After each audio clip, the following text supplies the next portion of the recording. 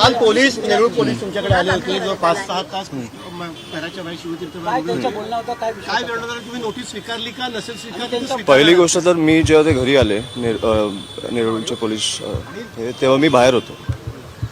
मला फक्त फोन करून सांगितलं तेव्हा मी बोललो की मी नाही आहे, मी नेरूळला येतोय. माझी तेव्हा तारीख ठरली नव्हती, आता ठरली आहे, मी उद्या चाललो आहे. पण मी तेव्हा नसल्यामुळे मला भेटता नाही आलं.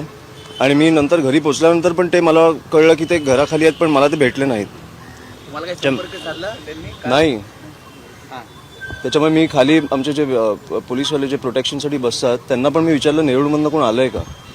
त्यांचं पण म्हणणं होतं नाही. तर मला माहीत नाही कुठे बसलेले, समोरच्या कट्ट्यावर बसले का कुठे बसलेले, पण मला ते काल भेटले नाहीत. त्याच्यामुळे मी उद्या चाललो आहे. आणि मी त्यांना बोललेलो की मी नाही आहे, मी घरी नाही आहे, मी नेरूळला येऊन ती नोटीस घेतो. हे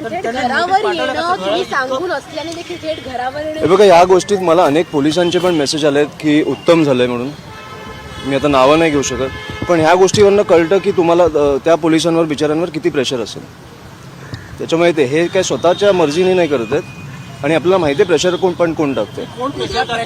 आता पुरावे नसल्यामुळे मी नावं नाही घेऊ शकत, पण तुम्हाला पण माहिती आहे, मला पण माहिती आहे.